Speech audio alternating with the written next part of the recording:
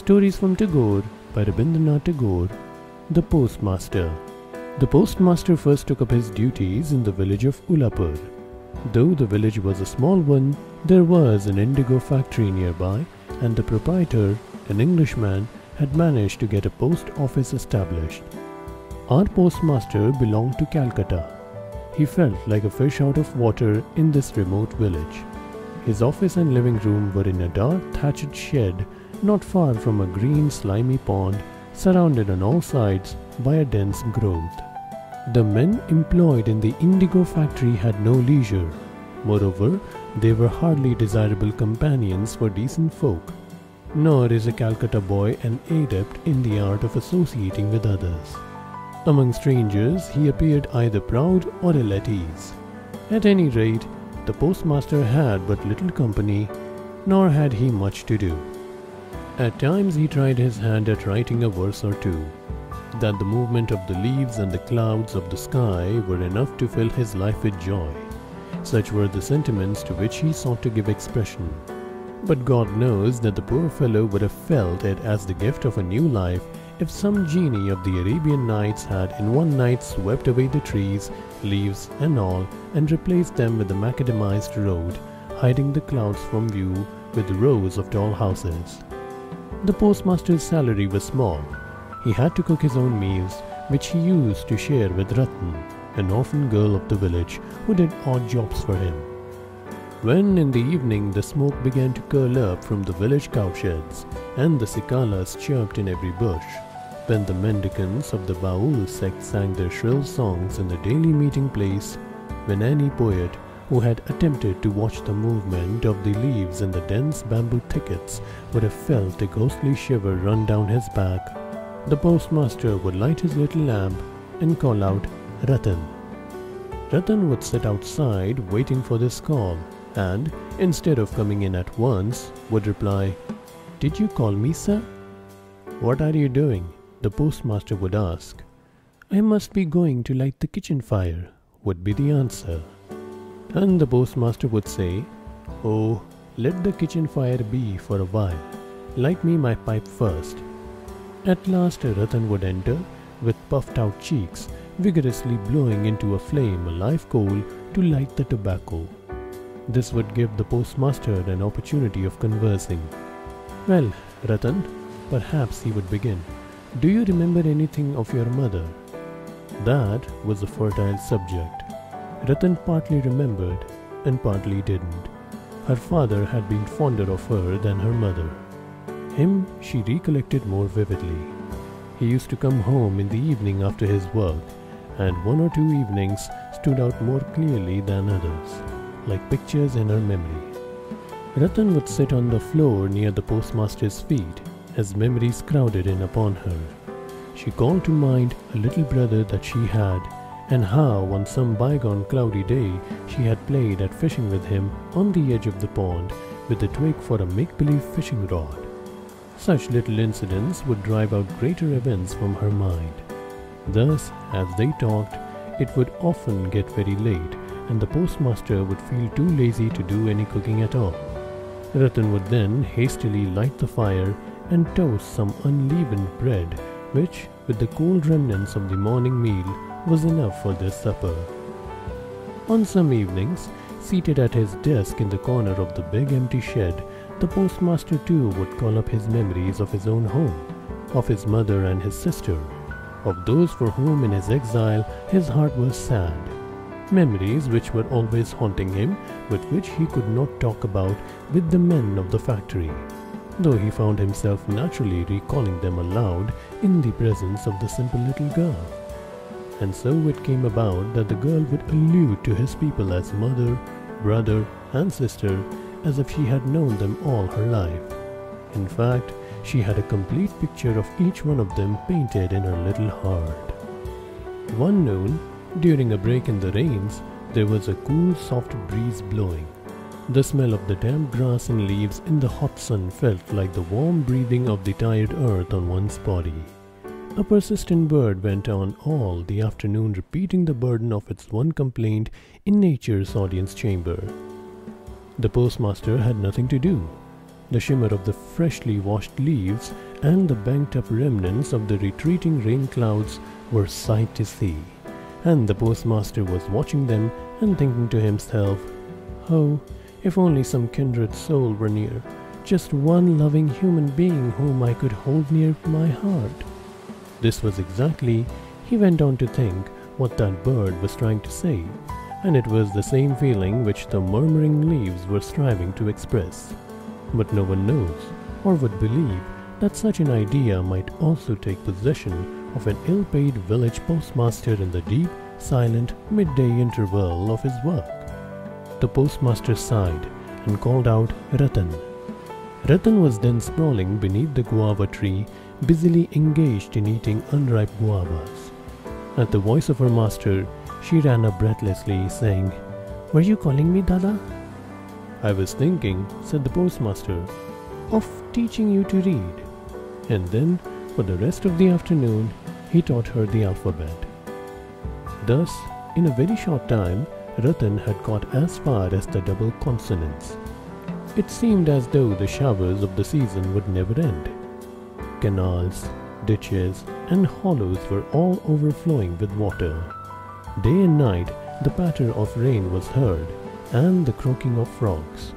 The village roads became impassable, and marketing had to be done in punts.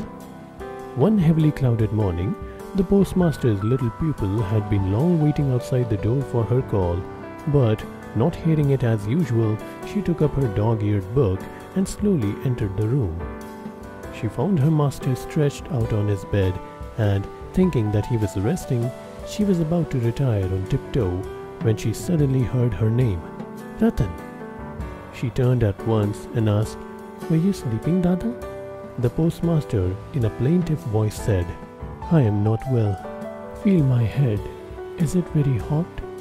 In the loneliness of his exile, and in the gloom of the rains, his ailing body needed a little tender nursing.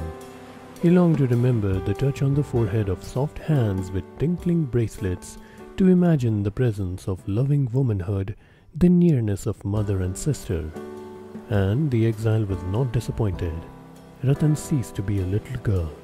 She, at once, stepped into the post of mother, calling in the village doctor, gave the patient his pills at the proper intervals, sat up all night by his pillow, cooked his gruel for him, and every now and then asked, "Are you feeling a little better, Dada?" It was some time before the postmaster, with weakened body, was able to leave his sick bed. "No more of this," said he with decision. "I must get a transfer." He at once wrote off to Calcutta an application for a transfer on the ground of the unhealthiness of the place. Relieved from her duties as nurse, Ratan again took up her old place outside the door, but she no longer heard the same old call. She would sometimes peep inside furtively to find the postmaster sitting on his chair or stretched on his bed and staring absent-mindedly into the air. While Ratan was awaiting her call, the postmaster was awaiting a reply to his application. The girl read her old lessons over and over again. Her great fear was lest, when the call came, she might be found wanting in the double consonants. At last, after a week, the call did come one evening. With an overflowing heart, Ratan rushed into the room with her. "Were you calling me, Dada?" The postmaster said, "I'm going away tomorrow, Ratan." "Where are you going, Dada?" "I am going home." "When will you come back?" "I am not coming back." Ratan asked no other question. The postmaster, of his own accord, went on to tell her that his application for a transfer had been rejected, so he had resigned his post and was going home. For a long time, neither of them spoke another word. The lamp went on dimly burning, and from a leak in one corner of the thatch, water dripped steadily into an earthen vessel on the floor beneath it. After a while, Ratan rose and went off to the kitchen to prepare the meal. But she was not so quick about it as on other days. Many new things to think of had entered her little brain. When the postmaster had finished his supper, the girl suddenly asked him, "Dada, will you take me to your home?" The postmaster laughed. "What an idea," said he. but he did not think it necessary to explain to the girl wherein lay the absurdity. The whole night, in her waking and in her dreams, the postmaster's laughing reply haunted her. What an idea! On getting up in the morning, the postmaster found his bath ready. He had stuck to his Calcutta habit of bathing in water drawn and kept in pitchers instead of taking a plunge in the river as was the custom of the village. For some reason or other, the girl could not ask him about the time of his departure, so she had fetched the water from the river long before sunrise that it should be ready as early as he wanted. After the bath came a call for Ratan. She entered noiselessly and looked silently into her master's face for orders. The master said, "You need not be anxious about my going away, Ratan. I shall tell my successor to look after you." These words were kindly meant, no doubt, but inscrutable are the ways of a woman's heart. Ratan had borne many a scolding from her master without complaint, but these kind words she could not bear. She burst out weeping and said, "No, no, you need not tell anybody anything at all about me. I don't want to stay on here." The postmaster was dumbfounded. He had never seen Ratan like this before. The new incumbent duly arrived, and the postmaster, having given over charge, prepared to depart. Just before starting, he called Ratan and said, "Here is something for you. I hope it will keep you for some little time." He brought out from his pocket the whole of his month's salary, retaining only a trifle for his travelling expenses. Then Ratan fell at his feet and cried, "Oh Dada, I pray you, don't give me anything. Don't in any way trouble about me." And then she ran away out of sight. The postmaster heaved a sigh, took up his carpet bag, put his umbrella over his shoulder, and, accompanied by a man carrying his many-colored tin trunks, he slowly made for the boat. When he got in and the boat was underway, and the rain-swollen river, like a stream of tears welling up from the earth, swirled and sobbed at her bows, then he felt a pain at heart. The grief-stricken face of a village girl seemed to represent for him the great unspoken, pervading grief of Mother Earth herself. At one time he had an impulse to go back and bring away along with him that lonesome waif, forsaken of the world. But the wind had just filled the sails, the boat had got well into the middle of the turbulent current, and already the village was left behind, and its outlying, burning ground came in sight.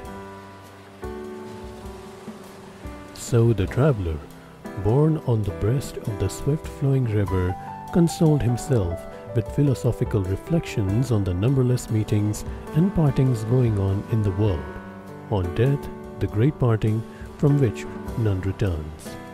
But Ratan had no philosophy. She was wandering about the post office in a flood of tears. It may be that she had still a lurking hope in some corner of her heart that her Dada would return, and that is why she could not tear herself away. Alas, for our foolish human nature, its fond mistakes are persistent. The dictates of reason take a long time to assert their own sway. The surest proofs meanwhile are disbelieved. False hope is clung to with all one's might and main, till a day comes when it hath sucked the heart dry, and it forcibly breaks through its bonds and departs. After that comes the misery of awakening, and then, once again, the longing to get back into the maze of the same mistakes. End of story number 7.